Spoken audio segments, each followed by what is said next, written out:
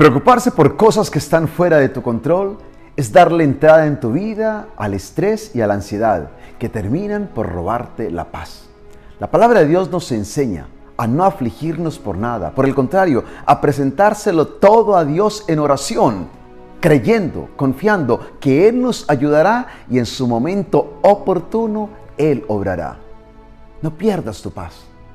Consérvala en medio de cada circunstancia y no permitas que la gente te lleve a su tormenta. Atráela tú hacia tu paz. Que la paz del Señor esté siempre contigo. Hoy el Evangelio está tomado de San Lucas en el capítulo 4 del 16 al 30. Y hoy encontramos en este maravilloso texto a Jesús que regresa a Nazaret, en la Baja Galilea, allí donde Él se había criado. Y allí sucedió algo muy interesante. Pero antes de entrar en este texto, creo que es importantísimo entender de dónde venía Jesús cuando llegó a Nazaret. Importantísimo, ¿por qué?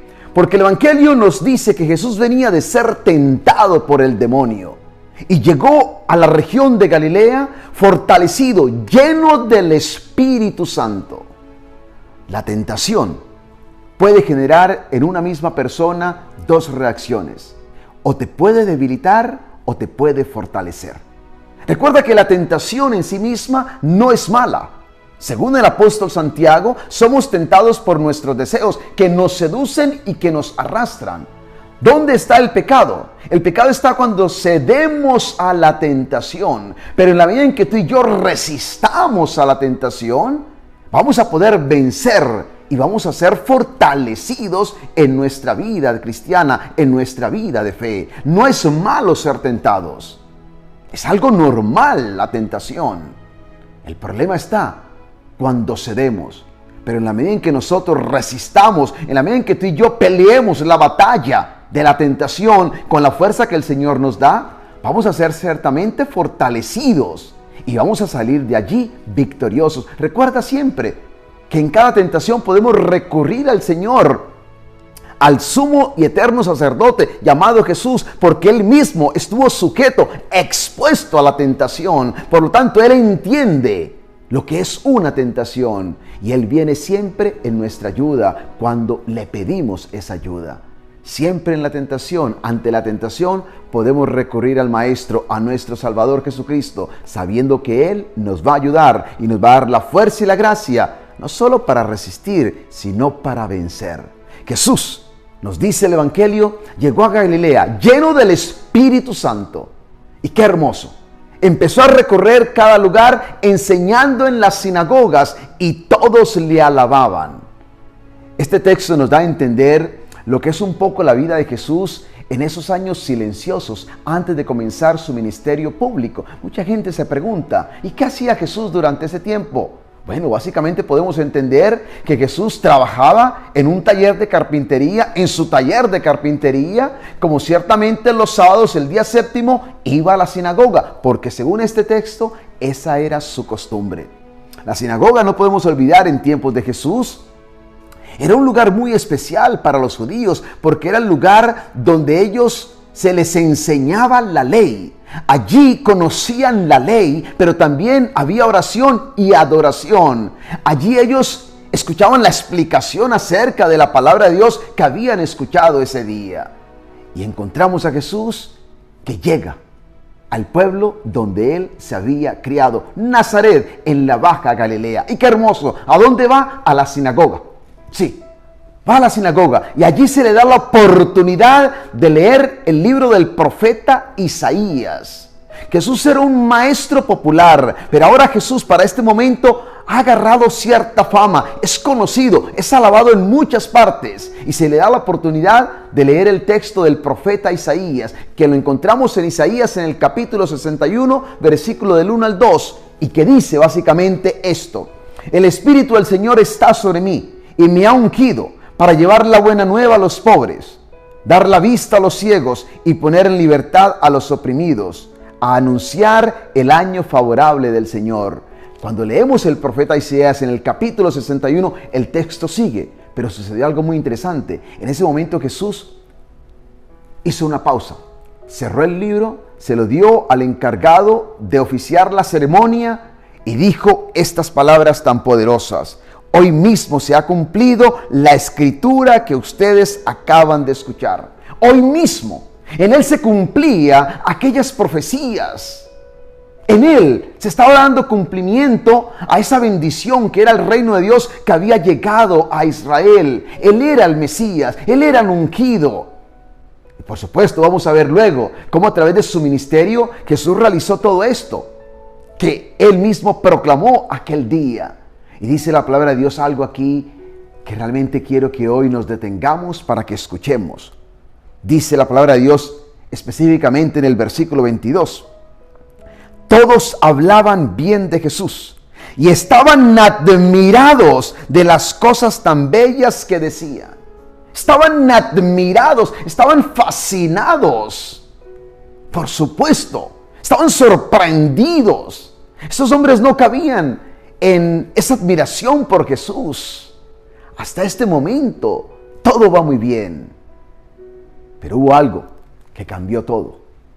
Y es cuando esta misma gente que estaban fascinados con Jesús, que estaban encantados con sus palabras, de pronto escuchemos lo que se preguntaron. ¿No es este el hijo de José? ¿No es este el hijo de José? A partir de ese momento, todo se vino abajo. ¿Por qué? Porque ellos no podían concebir cómo el carpintero, el hijo de José, podía ser el Mesías. Cuestionaron la autoridad de Jesús. Estaban admirados, pero comenzaron luego a cuestionar la autoridad de Jesús. Y Jesús aprovecha ese momento para mostrarles a través de dos historias muy conocidas por ellos la dureza de sus corazones, la incredulidad que había en sus corazones. Y les narra cómo dos personas gentiles en los tiempos del profeta Elías como en los tiempos del profeta Eliseo fueron bendecidos por Dios por medio de estos dos grandes hombres. Y no fueron personas judías, eran gentiles. La viuda de Sarepta, como también Naamán el leproso de Siria, fueron bendecidos. Dios obró grandemente en ellos por medio de sus profetas, aunque eran gentiles. Y por supuesto, esto llenó de ira a aquellos hombres en la sinagoga, a aquellas personas en la sinagoga. Porque ahora Jesús les estaba diciendo que ellos estaban perdiendo la gran bendición de Dios porque se estaban cerrando a Él, porque no querían reconocer quién era Él. Él era el Mesías. Sin embargo, ellos estaban incrédulos, habían cerrado su corazón, estaban cuestionando la autoridad misma de Jesús, porque simplemente lo estaban viendo como un carpintero. Y esto les enojó. Se indignaron a tal punto que sacaron a Jesús del pueblo. Lo llevaron a la parte más alta del pueblo, sobre la cual ésta estaba construida. Y dice la palabra de Dios que desde allí quisieron arrojarlo. Desde allí quisieron arrojar a Jesús.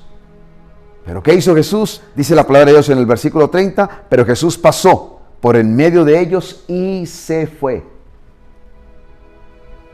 Este texto siempre me ha fascinado, porque hay algo que me llama la atención, y es como la misma gente que en un momento dado estaban admirados de Jesús, luego quisieron arrojar a Jesús de la cumbre de aquel monte. Sí. ¿Cómo pasaron de la admiración a la indignación?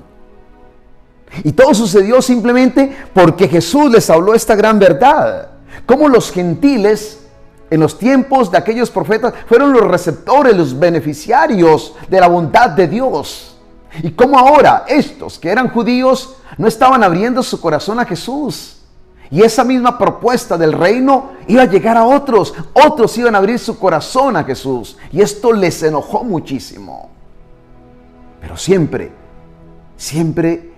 me quedo pensando cómo estas personas pasaron de admirar a Jesús, básicamente a odiar a Jesús, a querer arrojarlo abajo. Si no es porque Jesús se les escapó, lo hubieran lanzado. Por supuesto que no había llegado su hora. Esto lo sabemos nosotros. No había llegado su hora. Sabemos cómo tenía que morir Jesús. Jesús no está buscando admiradores. Jesús está buscando seguidores. Sí, si hay algo que hoy podemos aprender de este texto, es esta gran verdad. Jesús no busca admiradores. Esta gente que dice la palabra de Dios, admiraban a Jesús. Estaban admirados. Estaban conmovidos. Estaban fascinados. Estaban extasiados al escuchar las palabras de Jesús. ¿Qué es admirar? Admirar, tú lo sabes, es mirar con agrado a una persona que ha atraído tu atención porque simplemente reconoces que hay cualidades extraordinarias en ese ser. Esto es lo que pasó con esta gente. Ellos estaban fascinados con Jesús. Veían cualidades grandes en Él. Por supuesto, sus palabras eran palabras llenas de autoridad y las obras de Jesús eran majestuosas. Ellos lo admiraron, mas nunca lo siguieron. Nunca caminaron con Jesús. Nunca se hicieron discípulos de Jesús. Jesús no busca admiradores. Jesús busca seguidores. Jesús busca discípulos. Esto es lo que el Señor busca, discípulos. No gente que le admire, porque admiradores hay por montones. Piensa en la cantidad de personas que tú admiras. Pero una cosa es ser un admirador de Jesús y otra cosa es ser un seguidor de Jesús. Dice la palabra de Dios en Lucas, en el capítulo 9, versículo 23. Si alguno quiere ser discípulo mío, Jesús no dice, si alguno quiere ser admirador mío.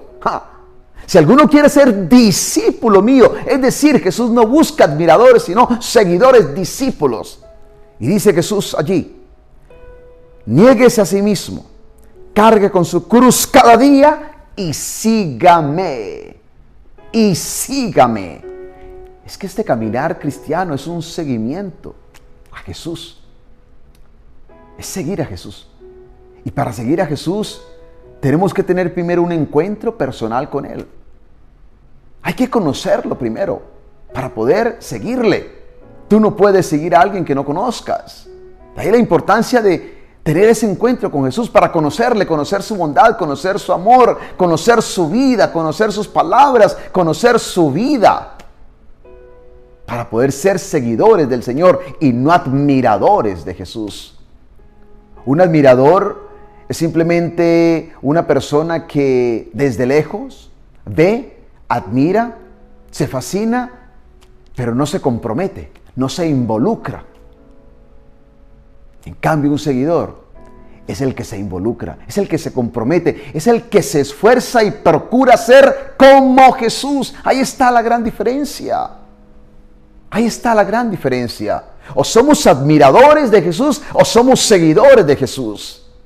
El admirador solo ve desde afuera, pero no se compromete, no se esfuerza, no hace nada por ser como Jesús. En cambio, el seguidor es el que procura llegar a ser como Jesús. Es el que aprende de Jesús para llegar a ser como Jesús. Ahí está la gran diferencia. ¿Eres un admirador, una admiradora? ¿O un seguidor o seguidora de Jesús? Y quiero repetirlo nuevamente. Jesús no está buscando admiradores. Jesús está buscando seguidores. Que se puedan comprometer con Él. Que busquen hacer lo que Él nos dice a través de su palabra. Que nos dejemos tocar, transformar por Él. Que aprendamos a amar, aún sabiendo que amar implica también sufrir. Jesús no nos ofrece seguridades, nos ofrece riesgos. Pero vale la pena correr el riesgo y caminar con el Señor y seguir al Señor. Porque sabemos que al final habrá un gran galardón. Y es esa vida eterna junto a Él. Jesús hoy te está llamando. Y hoy me está llamando. Y nos está llamando. No para que seamos admiradores, sino para que seamos seguidores de Él. Que no seamos como este pueblo. Que en un momento dado lo admiraron. Pero luego, cuando no les gustó lo que Jesús les dijo, quisieron matarlo, quisieron arrojarlo de aquel monte. Eso es lo que hace un admirador. Pero un seguidor camina con Jesús sin importar cuán dura sea a veces la palabra de Jesús o cuán difícil sea lo que Jesús nos está proponiendo. Porque estamos convencidos de que realmente Él es el Señor, Él es el Mesías y no un carpintero. Se hizo hombre y como hombre fue un carpintero, Pero no olvidemos, ese hombre carpintero era el Hijo de Dios, la palabra hecha carne, que vino a este mundo a dar su vida por ti y por mí. Yo creo en este mensaje de salvación que Cristo vino a predicar. Hoy te lo proclamo y quiero que estés convencido y convencida de que en Jesús hay salvación y por eso lo seguimos a Él. Que el Señor te dé su paz y te dé su bendición. En el nombre del Padre, y del Hijo, y del Espíritu Santo. Amén.